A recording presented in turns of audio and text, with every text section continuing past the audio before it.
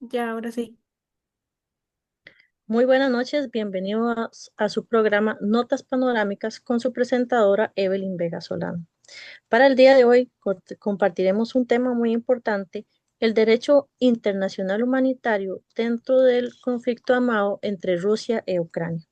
Para ello contaremos con la presencia de la conferencista Génesis Alfaro Rodríguez, con el presidente del Comité Internacional William Núñez Rojas y con el abogado de la Corte Penal Internacional, Luis Picado Rubí.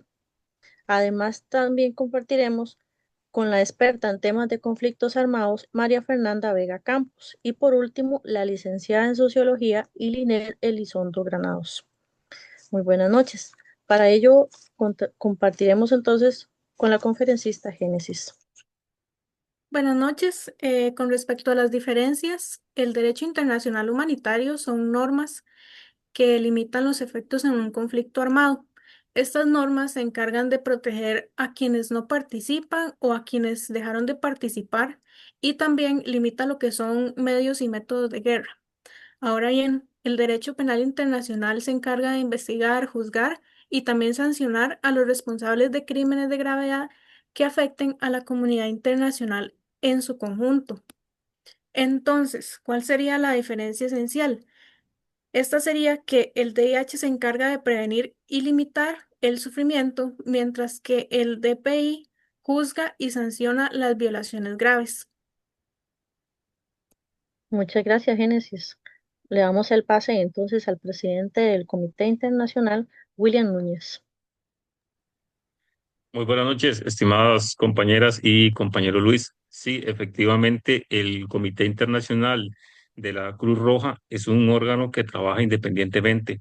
También no tiene injerencia sobre las decisiones que tomen los estados en conflictos armados. Se trabaja de la mano con la Media Luna Roja y es importante mencionar que la Convención de Ginebra en las Convención 3 y 4 de Ginebra, se le da una potestad al Comité Internacional de la Cruz Roja para que ellos puedan ingresar a los países que se encuentran en conflicto y llegar hasta donde están las personas que se encuentran presos de guerra y poderle brindar asistencia. Eso es uno de los puntos muy específicos que tiene el Comité Internacional. También mencionar que el comité no tiene, como mencioné ahorita, injerencia en qué persona detener y qué persona liberar.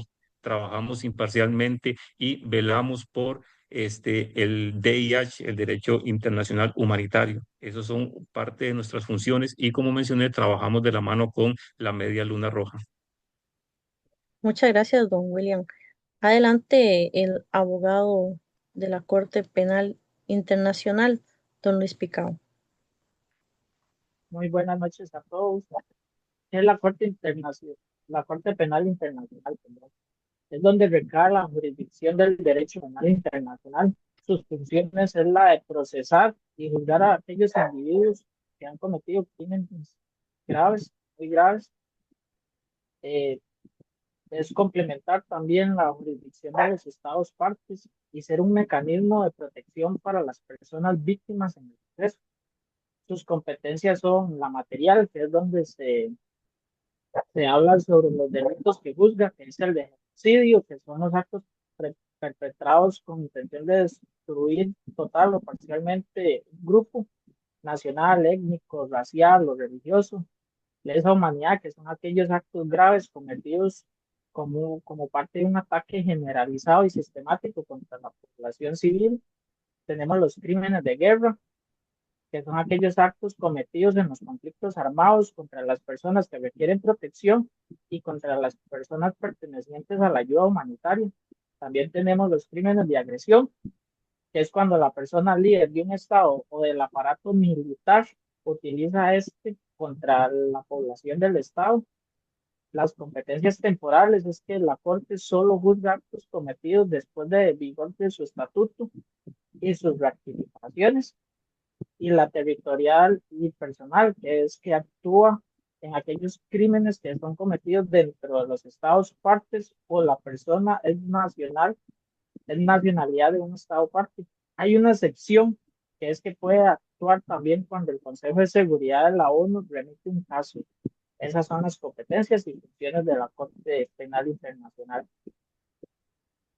Muchas gracias, Luis Picao. Recordemos también como parte de una pequeña resumen, el conflicto armado entre Rusia y Ucrania inició por roces desde 1949 y estos han ido en aumento, los cuales en el 2014, con la toma del territorio de Crimea, Rusia implementa hasta el 2022 ya lo que es la acción total de territorios de Crimea, ¿verdad? Y también recordar de que esto sucede bajo mucha tensión porque más de 15.000 vidas se han perdido y sin mencionar los daños materiales y de edificios, escuelas y que todavía el conflicto armado pues no se ve una pronta solución, ¿verdad? En 24 de junio del 2024, Ucrania atacó el puente de Crimea, que es el laxo entre Ucrania y Rusia. A continuación, hablaremos con la experta en temas de conflictos armados, María Fernanda Vega Campos. Buenas, bueno, hablaremos del enfrentamiento entre Rusia y Ucrania, califica como conflicto armado internacional según el derecho internacional humanitario. Esto fundamenta en tres elementos claves. Uso de la fuerza armada. Ambos estados han empleado medios militares. Tenemos por aquí también la participación de dos estados soberanos. Rusia y Ucrania mantienen estatus internacionales reconocidos. La tercera es carácter continuo y organizado. Las operaciones militares no son hechos aislados, sino que son sostenidos en el tiempo. Según el artículo 2 de los Convenios de Ginebra de 1949, establece que existe conflicto armado internacional cuando hay fuerza armada entre dos o más estados, sin necesidad de una declaración formal de guerra. En este tipo de conflictos, el DIH se aplica de manera inmediata para proteger a la población civil frente a ataques y desplazamientos, garantizar los derechos y trato a prisioneros de guerra, también salvaguarda bienes y culturas humanitarias. Los instrumentos que regulan esta situación incluyen el Convenio de Ginebra, el Protocolo Adicional 1 de 1977, ratificado por ambos estados, y las normas del DIH. En conclusión, la naturaleza de los actores y características del caso confirman que se trata de un conflicto armado, donde el cumplimiento del DIH es obligatorio para ambas partes, independientemente de sus motivaciones políticas o territoriales. Muchas gracias, Génesis. A continuación, la licenciada en Sociología Ilinet Elizondo nos regalará un análisis sobre si se consideran que la Corte Penal Internacional podría intervenir ante los hechos entre Rusia y Ucrania. Adelante, compañera Ilinet. Buenas noches. Bueno, como le mencionaba Evelyn, estaré ampliando más sobre la Corte Penal Internacional, en este caso, bueno, en el conflicto de Ucrania y Rusia. Como ya explicó el compañero Luis, ¿verdad? Algo de sus competencias y qué es y cómo se regula respecto a su normativa. Tenemos que saber que para que esto suceda debe de permitirse la jurisdicción en el país. En el caso de Ucrania y Rusia, vemos que ninguno de los dos países son partes del Estatuto de Roma. Un criterio muy importante para que ésta pueda intervenir en estos conflictos que se están dando.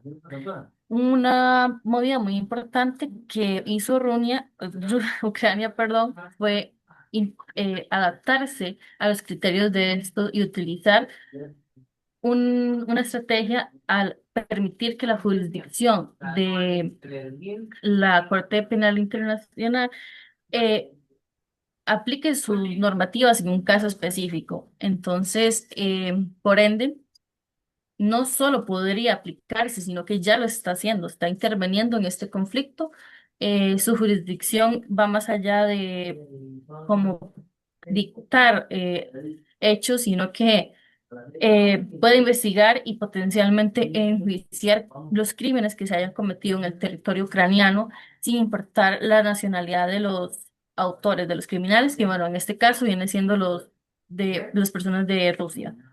Em, Esto, bueno, demuestra una gran aceptación sobre las funciones que emite y que dirige el derecho penal internacional. Entonces, juega un papel muy crucial en la búsqueda de justicia y en la rendición de cuentas de crímenes de guerra, lo que nos da como un leve apoyo en cuanto si hablamos de garantizar responsabilidades internacionales y un poco de miradas justas en reparaciones de estos crímenes de guerras en el futuro. Muchas Muchas gracias, gracias. licenciada. Y por último, contaremos con una reflexión sobre la importancia de la Corte, en el caso de la Corte Penal Internacional, a cargo del presidente del Comité Internacional de la Cruz Roja. Adelante, William. Sí, muy buenas noches nuevamente. Recapitulando lo que han venido mencionando el compañero Luis y las compañeras. Es importante las funciones que tiene la Corte Penal Internacional porque es la que se encarga de investigar los crímenes de guerra. También es importante el DIH, el Derecho Internacional Humanitario, porque este protege a los civiles y a los soldados, también a los heridos de guerra, que es muy importante, ¿verdad?